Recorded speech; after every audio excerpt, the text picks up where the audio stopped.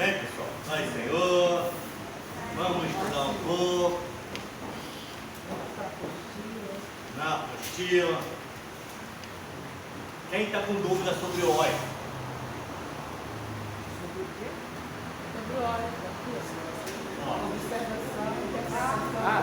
Professor, Oi? dessa estrutura, não teria que ter a revelação progressiva? Revelação? Não, a revelação é contínua, é a aplicação. Isso aqui, esses três primeiros itens, ele é teórico. Você que vai ter que interpretar, vai observar o texto, você vai interpretar o texto, vai fazer a correlação dos textos bíblicos. Agora, essa revelação, ela é contigo. Quem já tem um domínio sobre a mensagem, pega essa revelação e já inclui tudo de uma vez só. Tem gente que você vê a pregação, ela lê o texto, ela interpreta, ela aplica, ela interpreta, ela aplica, ela lê, vai fazendo isso, porque ela está com domínio. Isso aqui, ô Júlio, é só o beabá, né? É só o início, é para vocês entenderem o que é uma estrutura homilética, entendeu? Agora, quem tem um domínio pode fazer uma mistura aí, colocar de acordo com, né, com o que sabe, tá bom? Mas a revelação, ela veio com a aplicação. Porque a aplicação é você, Espírito Santo. É o texto que você vai ler e você vai aplicar para a igreja, para o dia de hoje. Na folhinha que eu dei para você, está explicando o que é isso aí. Não tem aplicação? Né? Tem aí. Dá uma olhadinha aí. Vamos pegar para gente relembrar? Pastor, eu tinha uma dúvida. Eu, na época que eu estudava, eu vou ser sincera porque eu sou sincera. Na época que eu estudava, eu era mais em gramática, mas em redação, na pregação. Me explica o que interpretar a palavra no dia de hoje. Vou dar só um exemplo.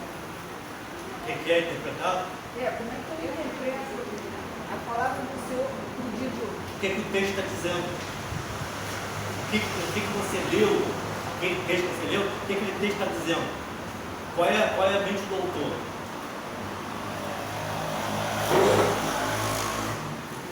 É como se fosse uma interpretação do texto. É a interpretação do texto.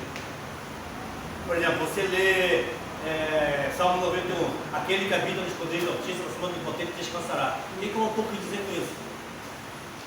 Isso é interpretação. Aí, entendeu? Você vai interpretar, você não pode mudar a mente do autor. Isso aí é interpretação. Agora, aquele que habita no esconderijo do Altíssimo, aí eu quero aplicar. E aí, lembra para dar uma exercício segunda-feira? Fazendo umas perguntinhas do texto?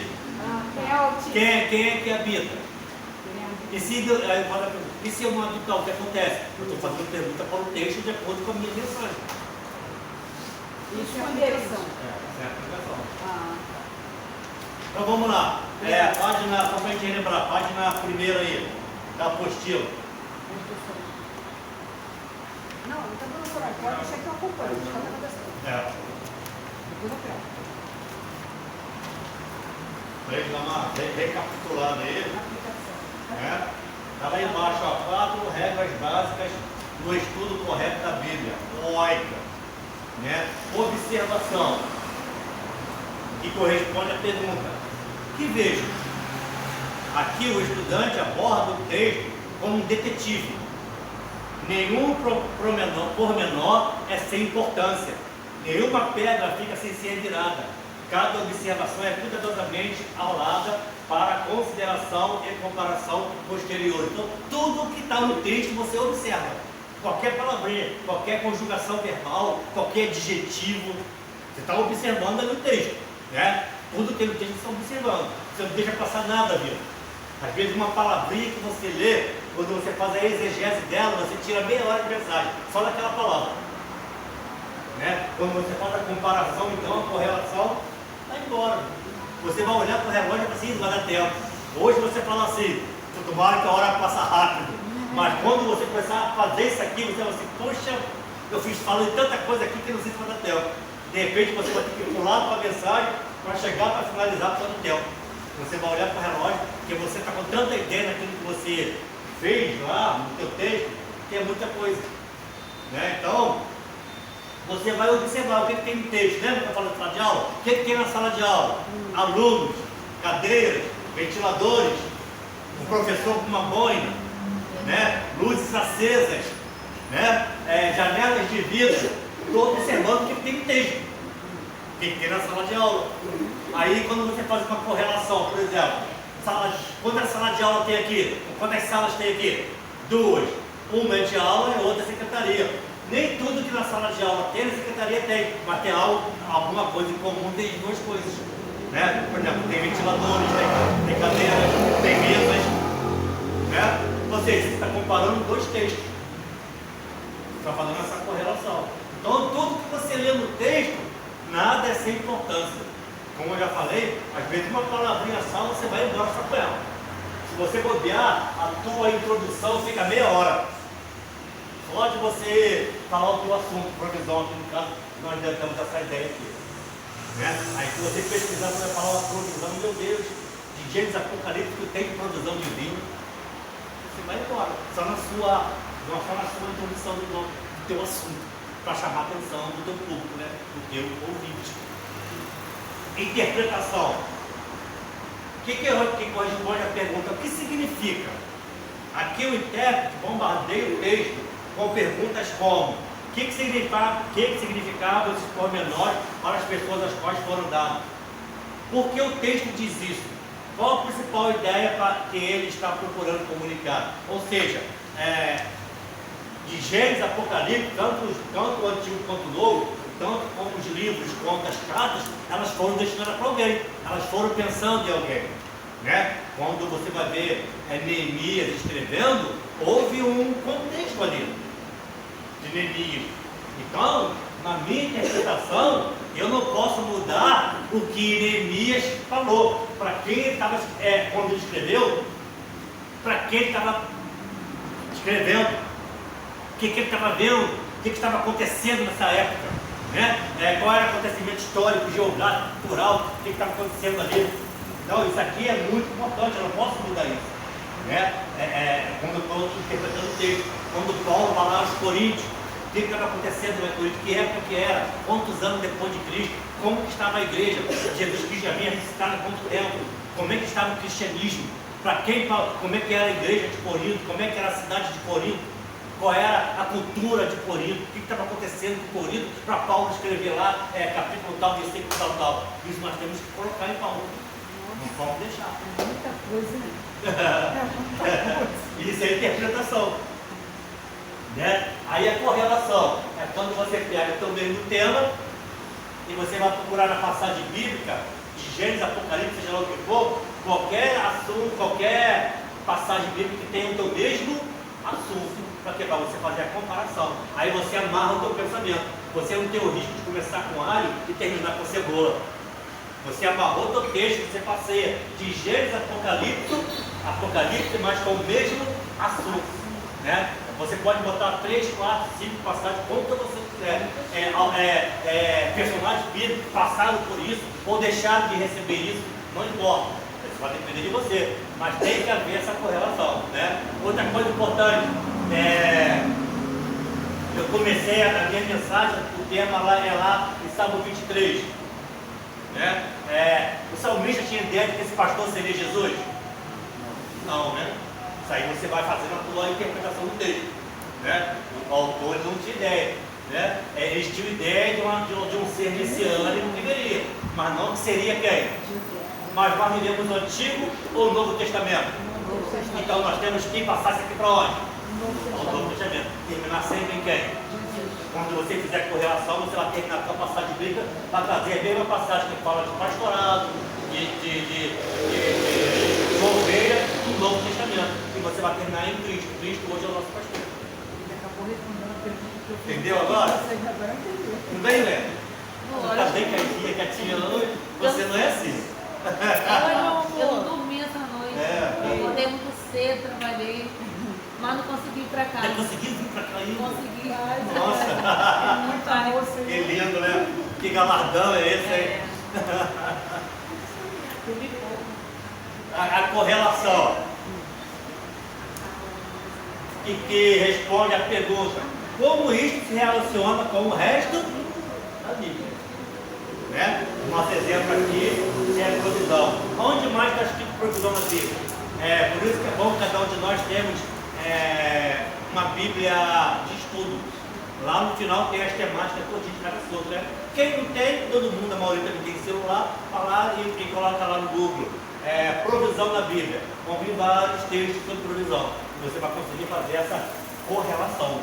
Ou seja, você vai falar do mesmo assunto, mas com várias passagens bíblicas. Né? Qual foi a primeira provisão na Bíblia? Isaac? Primeiro quem? A primeira provisão. Poder de Isaac? Qual? Poder de Isaac? Não, já foi depois. Foi Adão, Jardim. A graça manifesta dentro da lei, né? Deus 2 manifestou o animal lá. É interessante que, aprendendo isso em hermenêutica, não há, até que foi a dúvida da missionária semana passada, né? Não há escrito explicitamente o que aconteceu. Mas como a gente sabe que Deus preparou, providenciou a pele do animal, o que a gente tem? O animal foi morto e o sangue derramado. A primeira provisão, dando a graça, apontando para quem? Para Jesus. Deve? Então aí está aí a questão subentendida. Né? E a gente pode, hermeneuticamente falando, afirmar isso aí. Porque é algo conclusivo, está subentendido. Agora, quando não há explicação explícita, a gente sabe o quê? Conjectura. Dá-se uma hipótese, que é uma verdade incomprovada. A gente conjectura. Mas nesse caso de Isaac, ou do animal lá, de Adão, né? A dúvida da missionária foi sobre Isaac, né? Que Abraão levou Isaac, né? Sim, perguntei se a gente pode conjecturar um diálogo na subida entre os dois. Exatamente. Eu falei que pode conjecturar, a Bíblia não afirma, mas também ela não nega.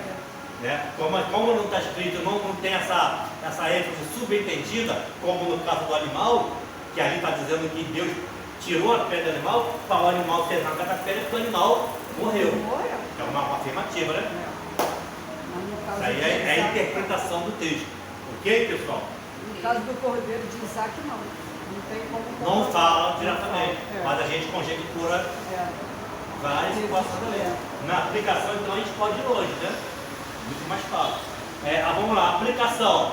E responde a pergunta: o que significa para mim? Esta é a meta dos outros 3 passos. Um especialista nessa área diz sucintamente: observação, interpretação, sem aplicação é aborto. Né? Por quê? Na pessoa, se você fica 20 minutos observando o texto, 15 minutos interpretando, mais 15 correlacionando o texto, só lendo, falando, mas você não aplica para a igreja. Diz que vale isso. A aplicação é o principal, é o fechamento da tua ideia, para que a gente venha receber. O que Deus falou 700 anos antes lá com Isaías, agora a palavra se renova cada dia. Ela fala para nós. Isso aí cabe a mim e a você como aplicação. Aí, Júlio, aí depende de você agora. É essa revelação que Deus vai dar, unicamente para você. Porque eu posso ler uma passagem bíblica, vocês podem ler a mesma passagem, mas nós podemos ter revelações diferentes, conforme a ação do Espírito Santo que é para aquela hora, para aquele momento. Né? Ou às vezes, quem já não fez isso? Tem a mesma mensagem, falar dela 2, 3 vezes, mas quando aplica de maneira diferente. E você lê, você faz a tua homilética, a tua exegese, a tua interpretação, você pregou em teu lugar, dá oportunidade, então você chega depois, você começa a ler, tu vai renovando o que está lendo. Aí tu fala assim: quando eu tiver uma oportunidade nova, vem algo novo aqui agora. Né? Ou assim, eu li essa passagem trocentas vezes, mas a Uriane leu ontem e falou algo que eu nunca tinha entendido. Virtual é a revelação que não deu para mim. Isso aí, a aplicação é de cada um. Aí vai para a tua intimidade com o Espírito Santo, né? Porque se você ficar só nesses 3 passos aqui, é muito metódico, é muita teoria. A prática, essa revelação aqui, aí é dada na hora. Né? Aí como a gente fala assim: o e-mail desceu do céu agora. Desceu o e-mail, veio na hora. Né? Sem você perceber, sai ali. Aí eu falei: por que eu falei isso? Ou às vezes tu fala algo, aí tu fica assim: isso serviu para mim. Serviu para mim. Deus está falando comigo. Não é? Me tira uma dúvida que é rapidinho, pastor. Num culto de doutrina, quando você dá a palavra, é a mesma coisa que você está pregando nos outros cultos normais ou não? Doutrina é mais estudo, mas tem revelação também. Não, eu estou falando assim, no caso do Espírito Santo usar. Sim, mas o culto de doutrina é mais voltado para o estudo, nem tanto a aplicação. Tipo de explicação. É mais isso aqui, ó. É mais esses 3 itens. A gente até aplica, mas isso aqui não é muito, vamos dizer assim, não é muito cobrado numa doutrina. A doutrina se importa mais com aquilo que a gente pega um texto, um assunto, aí a gente observa, interpreta, faz uma correlação bíblica mais de acordo com aquele assunto doutrinário. Tem aplicação? Tem, mas não é tão relevante assim quanto numa pregação. Que importa mais é a aplicação. Que a igreja ela quer ouvir a aplicação. Ela quer saber quem escreveu, porque, como, a tua interpretação, a tua observação, a tua oração, mas se não tiver aplicação, meu amado, não adianta. Porque a palavra que não vai para hoje. E hoje está falando para quem? Para a igreja. Hoje é o Novo Testamento. Então você tem que trazer o que estava lá de Gênesis, né, mais ou menos 1000 anos antes de Cristo lá. Você tem que falar e aplicar para o dia de hoje. Como? Renovando a palavra. Aí vai depender da senhora aplicar isso aí para a igreja. Entendeu? Tem que haver essa aplicação. Na doutrina já não tem tanto. Você fica mais nesses 3 itens aqui. Eu estava nessa dúvida hoje. Será que eu... Fala nisso, já está até pronto já aqui, ó. Para amanhã, para outra aula. Doutrina. O culto e adoração na história da redenção. Do altar abraâmico ao trono celestial da Nova Jerusalém. Não está trabalhando. Não está trabalhando. Era fila amanhã. Tá aqui. Coisa linda. É lindo. Quem vai dar? Queria uma cópia. Eu que vou dar.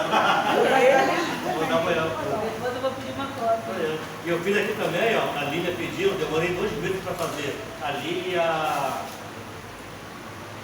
Letícia. A história dos levitas. Como tudo começou, quem eram, quais funções, até chegar no Novo Testamento dos levitas da Igreja de Cristo de hoje. Como é que eles foram separados, por que eles herdaram terra, não herdaram, qual era o comportamento no deserto, as 48, né? É da cidade de refúgio. 48 cidades. 48. Vamos ver aqui depois. Porque Dário é esperto, Dário sabe, tá?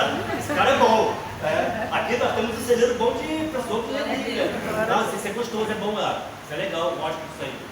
E depois eu te mostro aqui. Aí eu fiz a coisa, né? De como eles não herdaram terra, porque não vão no deserto. Né? A palavra usada hebraica é sabá, quer dizer guerreiros na guerra, os valentes, né? Como fala, o Senhor dos Exércitos, usa esse verbo sabá, Deus que levanta exército para guerrear. É lindo. É tudo hebraico, tudo bonitinho. Depois a gente vê isso aí, Dário. Se eu estou errado, se eu estou certo, se eu estou errado. Vamos lá. Agora pega aí pra gente aí a página pra gente confirmar isso aqui.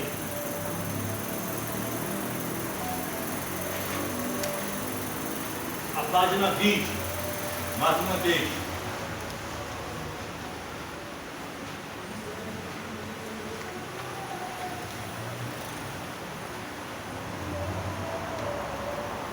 Lá embaixo. Vai gravar, pastor? Oi? Vai gravar. Está gravando já. Um sermão precisa ter unidade, ordem, simetria e progressão. Por que, pessoal, a gente já fala da progressão? Né? Nós já falamos sobre isso aqui. Por que tem que ter progressão? Por que o sermão tem que ter progressão? Exatamente. Isso, meio e fim. Né? Você lê o texto bíblico, você pega o teu tema, ainda que você não fale, você faz a introdução, explana o teu tema que é provisão, você interpreta, tem o corpo da mensagem e a aplicação, e no final a conclusão, onde vai se fazer o apelo. Com essa progressão, você não corre o risco de ficar rodando pelo mesmo princípio, né? Nenhum caminho. que é aquela mensagem que o pregador, ele lê N passagens bíblicas, mas ele não sai do mesmo assunto. A mesma coisa sempre. Ele não avança, né? Lembra que nós aprendemos isso aí na segunda-feira? Não há tópicos. Ele não pergunta para o texto. Né? Não há tópicos. Né?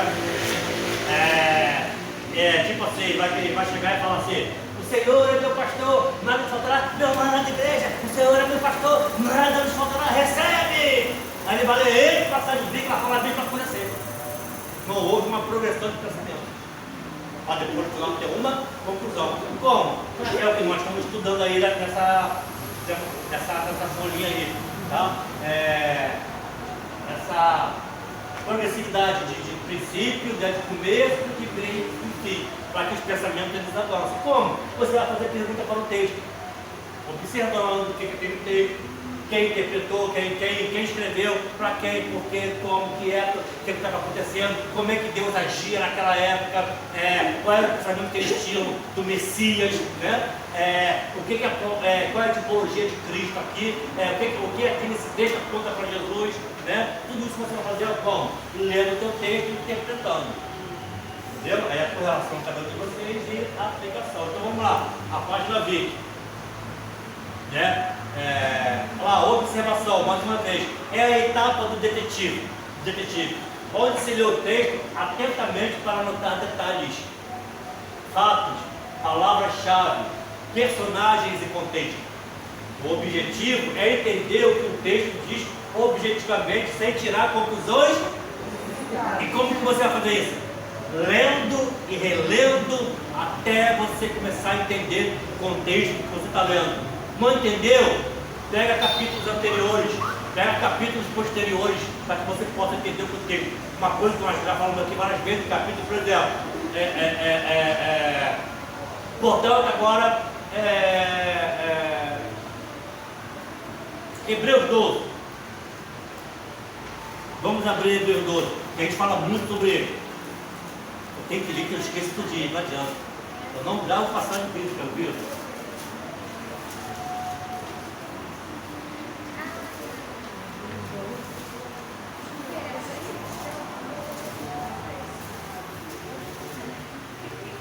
Muito conhecido.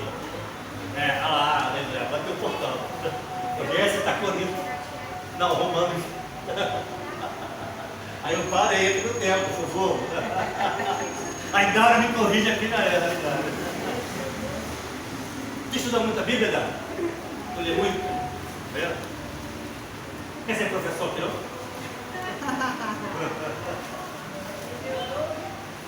Ó, 12, primeiro. Olha só.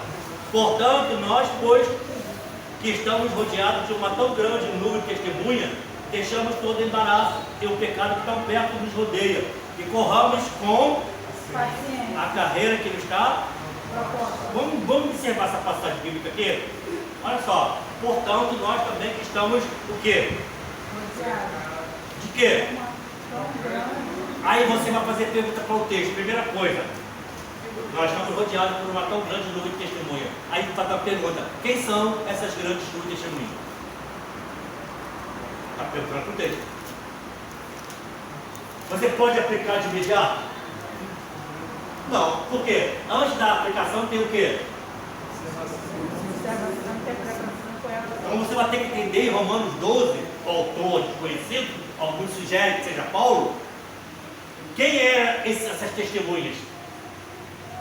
Hoje você pode dizer que é a tua família, no teu trabalho, a tua vizinhança, a tua escola, porque você está aplicando. Mas antes da aplicação tem uma. E como que você vai pegar? Se você quem são essas grandes nuvens? A Bíblia não diz. O que você vai fazer? Leu antes, durante e depois. Aí, como está dizendo assim a palavrinha-chave, portanto, e a gente sabe na língua portuguesa,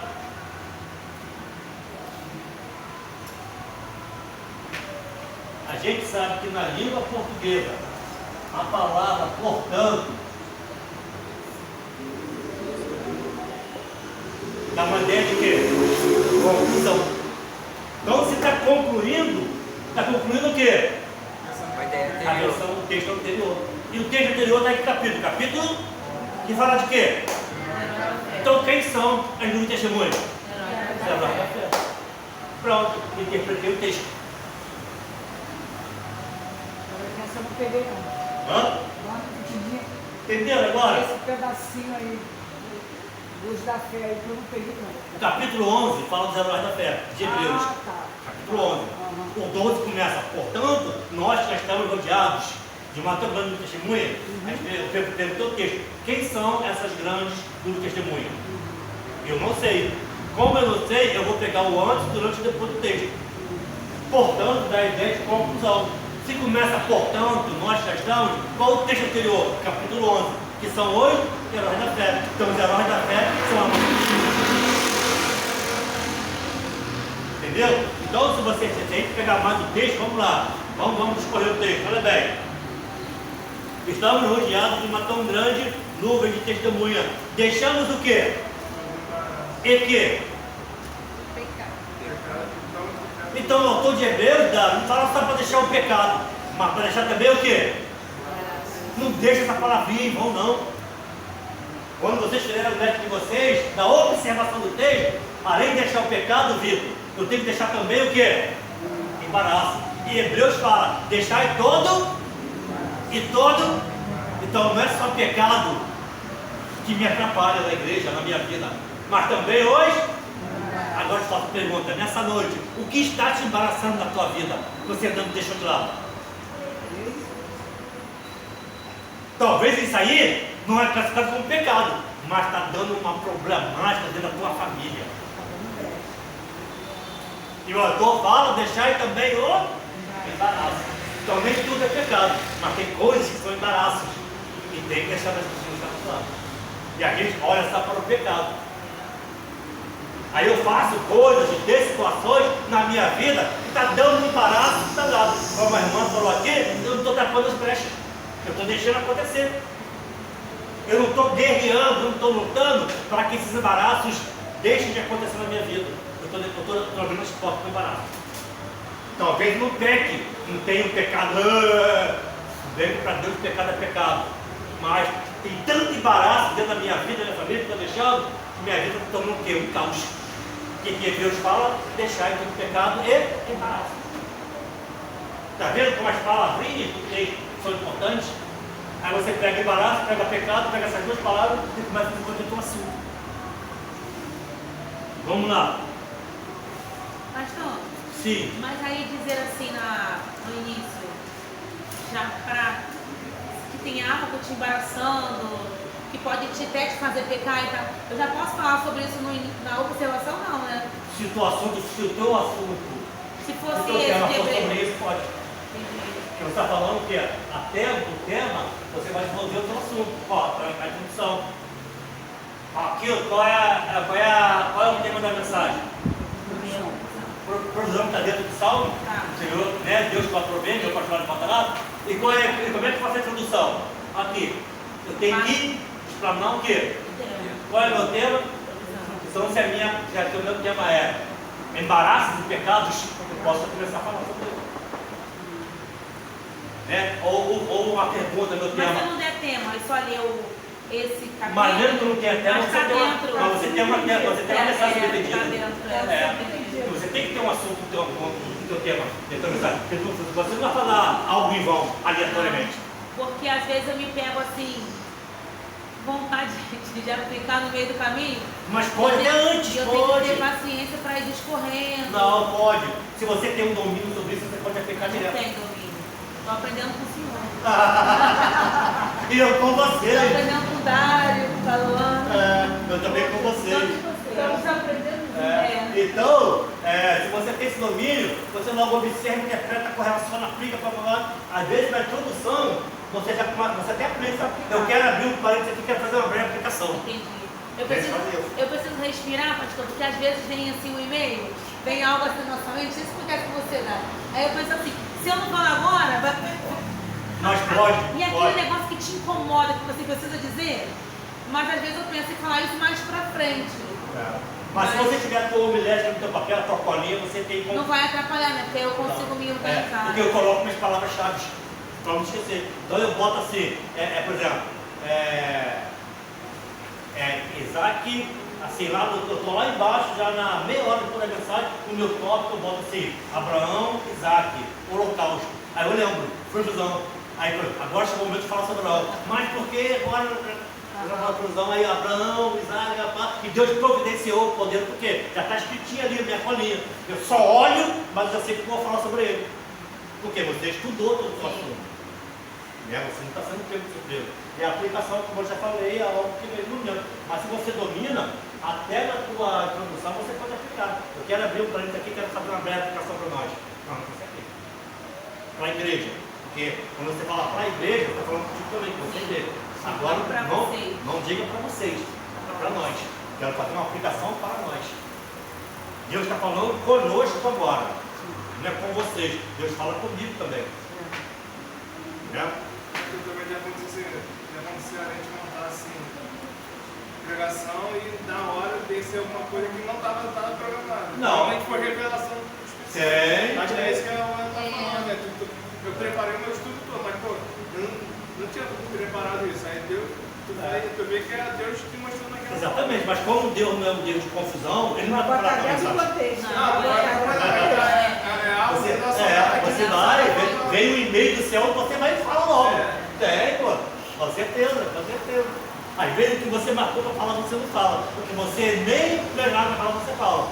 Às vezes eu falo assim na doutrina, irmão, eu não sei por que eu tô falando isso. Aí eu tô lá embaixo, tá, gente? Mas eu sei por quê. É interessante, tem que haver essa aplicação. Essa é a revelação. Já vou mostrar que o Espírito Santo é conosco. Senão fica a mera teoria. Já viu aquela mensagem engessada? Que a pessoa pode ler 500 versículos bíblicos, então você não sente a presença? Você olha assim, peraí, tem alguma coisa diferente. E aí você fica assim, será que tu é comigo?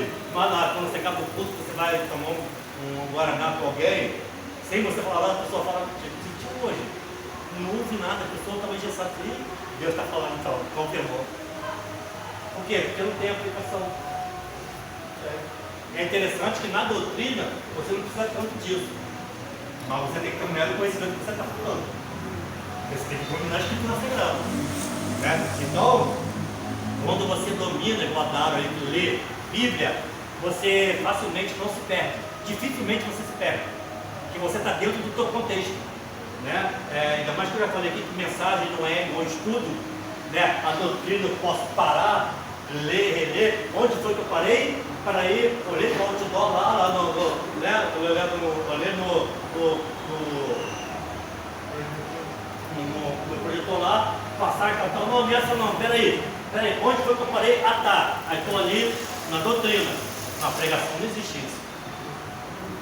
Na pregação é adrenalina pura. Tem que dominar tudo. Não é? Vamos lá. Mas aqui, olha só, e o pecado que tão perto, que nos odeia. Aí agora que é interessante, recorramos com paciência. Aí você pega a palavra correr com paciência. Numa. Cara, você acha que É o oposto, né? Tem uma figura de linguagem, né? Tem uma figura de linguagem aí que ele é. A minha está perseverança. Perseverança? Fala tu. Corramos com paciência, com perseverança? A minha está paciência. Porque quem corre.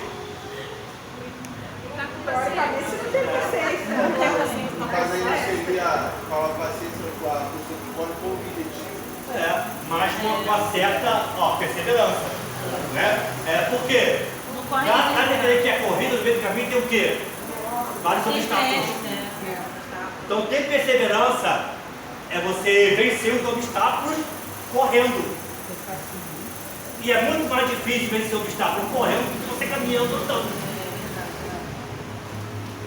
Não é? Se eu chegar aqui e tiver um obstáculo aqui, eu andando eu vou fazer isso. Com mais a chance de ter mais erro. Agora é correndo, Vitor. Correndo, olha lá. Vai vir na pressa. E aí? Pegou a visão. Então, né, eu tenho que, olha só que ele fala assim, ó, corramos com paciência ou corramos com perseverança a unção que me está proposta, ou o microfone que me está proposto, ou o carro na igreja que me está proposto. Então eu vou correr com perseverança para poder, porque tem um carro na igreja, é isso? Não. É o quê? A carreira que não foi. E que carreira é essa? O que o autor estava querendo dizer aqui? Olhando para Jesus, o autor e consumador da nossa fé. Então qual é a carreira? A glória eterna, a coroa da vitória. É o que o autor quis dizer para ela, olhando para aquela questão das Olimpíadas, em que você se prepara o ano, 3 anos todinho, e quando chega o momento, Vitor, você corre nos obstáculos, aqueles atletas, né? Atletismo, você corre, cheio de obstáculos, mas você foi preparado para isso. Você consegue correr com paciência, com perseverança, mesmo com obstáculos, como os pés da corda, como o Abacuque falou. E chega lá no seu objetivo. E é detalhe que nas Olimpíadas dos Jogos sempre há um primeiro lugar, o resto é perdedor. Só tem uma coroa, só tem uma vitória. Aqui não. Eu não preciso passar à frente nem derrubar ninguém, porque todos nós chegaremos na carreira de Glória a Deus. Glória a Deus, aleluia. Não dá uma pregação? Glória a Deus. Viu? Que eu não preciso? Aí já está aplicando. É a carreira aqui, é a carreira que o meu são 2. Então, ó, corramos, quem? Não é eu corro, é o quê? Nós. Estamos todos juntos. Então, irmã, me dá a mão, vamos correr juntos a carreira que está proposta. Então, parece que não é algo individual, é algo coletivo. Todos nós estamos com essa carreira que está proposta. Né? Mas já estou aplicando, viu como é que funciona? Bom, a gente está observando o texto cada vez, né? Estamos extraindo aí situações que a gente pode aplicar para a nossa vida. Já deu uma pregação só esse capítulo, só esse Não dá uma oportunidade boa? A carreira que ele está proposta, todos nós. Né? Oi? Amanhã, essa oportunidade. Amanhã. Mas já vai guardar isso aí? Aí eu vou falar assim, ó, falamos isso na sala de aula ontem. Então, o que a gente pode fazer aqui na aplicação? Olha bem, olha isso aqui. Eu não fui levantada de árvore esse ano, nem uma hora oferecida na minha cabeça. Estou nem um pouco preocupado, porque existe uma carreira que me está proposta. Aleluia. Glória a Deus. Viu como é que se aplica fácil? Não é? A gente precisa de carro para ser levantado. Então vamos lá. Né? Interpretação. Já vimos a oica na hermenêutica e agora vamos para o homilético. Busca entender o significado original do texto. O que o autor bíblico queria dizer ao público original? Considerando o contexto histórico, cultural e literário. Quando Paulo vai escrever para Tessalônica sobre a questão da ressurreição, do arrebatamento da igreja, aconteceu algo ali naquela época para escrever isso. Paulo não escreveu aquilo ali aleatoriamente. Então, estava acontecendo algo dentro daquela igreja, dentro daquela localidade, para que Paulo pudesse escrever. Então, nós temos que, primeiramente, o quê? Interpretar a mente de Paulo para aquela época. Aí depois que vem a aplicação. Então, primeiro você interpreta. Né? A gente vê muito isso nas oportunidades. A pessoa só lê o versículo bíblico e aplica direto. Ela não interpreta. Como é pouco tempo, 3 minutinhos no máximo, a média, você pode somente interpretar e aplicar logo. Entendeu? Não precisa nem fazer uma correlação. Como é a oportunidade, aquele famoso beijinho na flor, então você interpreta para falar do autor para aquela época, correlação aí, aplica, mas não deixa de aplicar. Se teve uma oportunidade, pessoal, não leia só a passagem bíblica, não. Apresente-se a Deus como obreiro aprovado, que maneja bem a palavra da verdade, que não tem que se envergonhar. Então saia de casa já preparado para o versículo bíblico. Vou ler isso aqui hoje, depois do almoço, estou lendo, eu vou interpretar e vou correlacionar ou vou aplicar. Está aqui 3 minutinhos. 3 linhazinhas, 5 linhazinhas. Se eu tiver a oportunidade no culto, eu já sei o que eu vou falar, bem preparado. E aí a pessoa chega, eu já percebi isso. Fazer, dá aqui a oportunidade para fulana X, ela sobe no culto porque ela lê assim. Portanto, quando ela levantar as mãos cansadas, os joelhos desconjuntados. Amém, meus irmãos? A paz do Senhor. Obrigado pela oportunidade. Aí tu vê que a pessoa não está preparada. Ela não se preparou em casa. E a gente sabe o que? Jargão de coisa. O culto começa em casa. Por isso que a minha Bíblia é toda escrita. Mas, por exemplo, Toda escrita. Porque eu, quando eu chego, às vezes, no meio do caminho, eu tenho assim, peraí, Deus, deixa aqui. Aí eu, isso aqui está dizendo aqui, ó, aplicação total. Se me chamar, eu vou falar sobre isso. Porque já tem a parte homilética. Eu tenho coisas aqui minha, se eu mostrar para vocês, uma data. Ó, brincadeira não. Isso aqui é de 2008. Eu estudei seminário, eu guardei, porque é interessante. E eu estudo direto. 2008. Aqui, é guardadinho. Aqui, ó. Trabalho em aula. Dia 2 de outubro de 2008. Guardei. Porque me serve, é a minha pastinha homilética. São as minhas colas. Eu vou guardando direto. Guardo tudinho. Está tudo guardado aqui. Tem coisa aqui, ó. Então, eu tenho N anotações quando eu estudo. Eu tenho um arsenal. Eu não vou ser pego de surpresa. Está tudo anotado. Tem muita coisa, muito. Fora da outra parte de casa, muito. Fora minhas 2 Bíblias, tem essa aqui pequena e outra grandona de estudo. É tudo escrito. Tudo. Aí eu vou estudando, vou lendo. Aí quando chega no culto, eu falo sobre isso. Porque mostra que você está com o interesse daquilo que você está fazendo. Né? Você está interessado, você gosta, você ama. Né? Ser pego de surpresa, não ter o que falar, não, nada. É totalmente contrário do que a Bíblia nos ensina. Como obreiro, agora imagine você, diaconiza, diácono, obreiro do Senhor, vai ter uma oportunidade domingo à noite e não sabe o que falar. me tira só uma dúvida aqui, por exemplo. Eu escolho uma palavra para que, se eu tiver a oportunidade para falar. Aí vai que Deus na hora muda a palavra que Pode, muda. Mas mesmo assim tem que ir preparado. Tem que ter um preparo. Mesmo que Deus mude na hora, mas tem que haver um preparo. Deus pode mudar até a tua pregação na hora. Você não vai pregar isso não. Não, você vai falar do diabo, vou repreender. Mas Deus fala isso. A gente já ouviu várias vezes que pode Pode, falar isso. mas isso você não tem que dizer que você não vem preparado. Você não tem que dizer. Só que também só vai te lembrar que você estudou, né? Exatamente. Você sabe.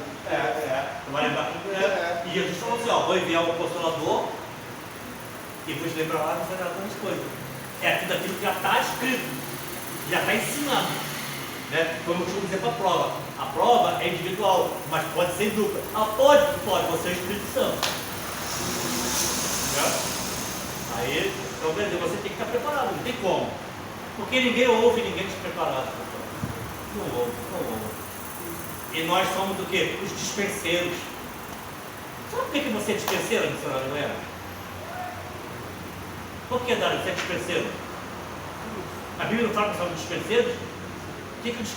Qual é a função do dispenseiro numa casa, numa mansão? Quem sabe me dizer? Organizar?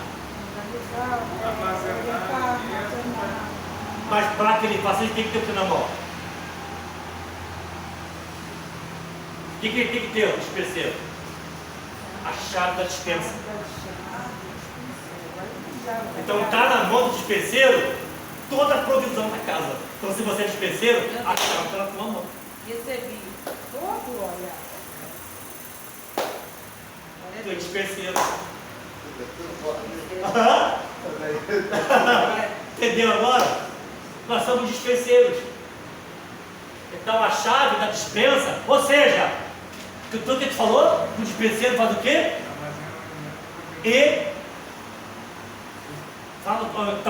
Continua.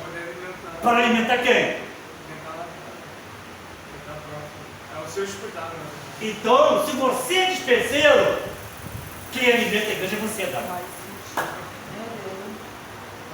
Você tem a responsabilidade, Davi, de alimentar.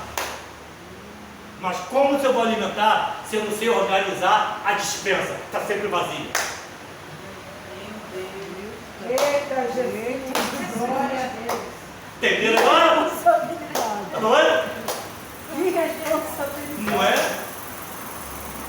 Porque a Vera, ela é dispenseira na casa dela, ela é matriarca. Fala Deus. Então ela tem a chave do alimento espiritual para a família dela.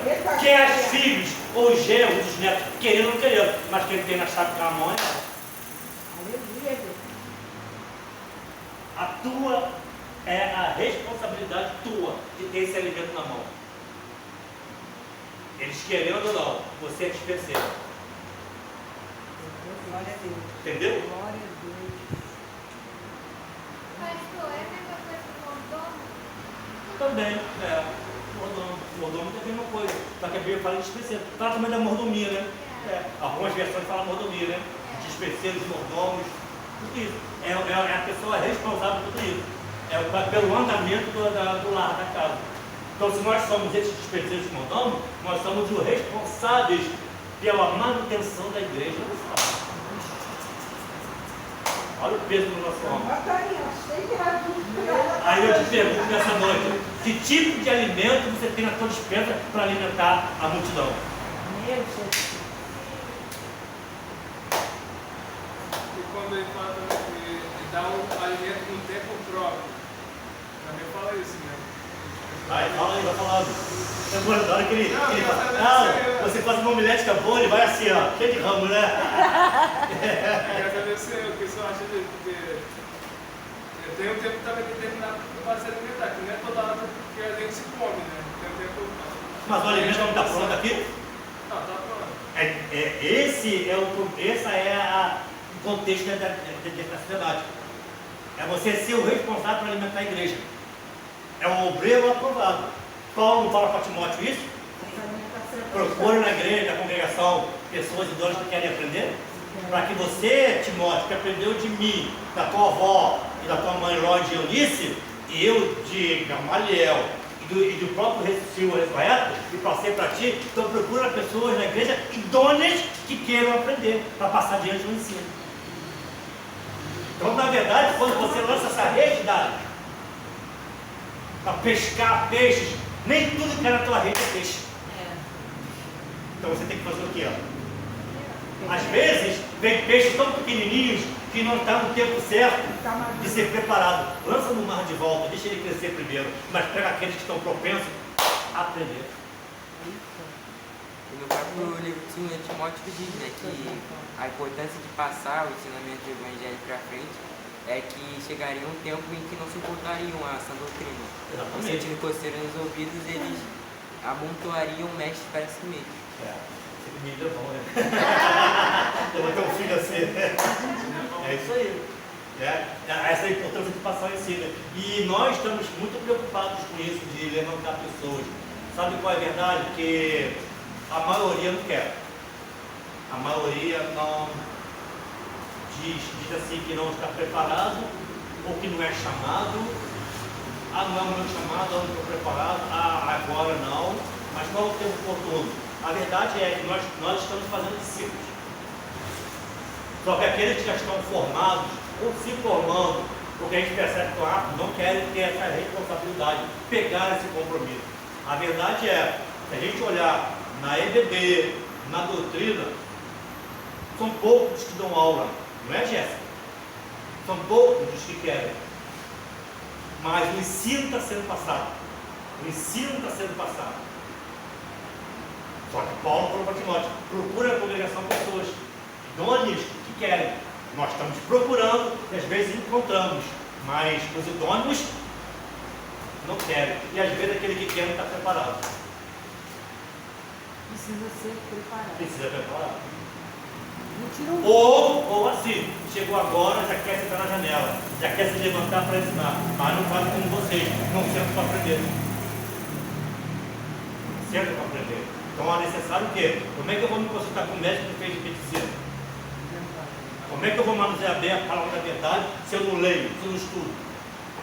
O que eu vou passar adiante? O que eu vou tirar da minha dispensa se ela está vazia? uma dúvida. E agora já chegou outra.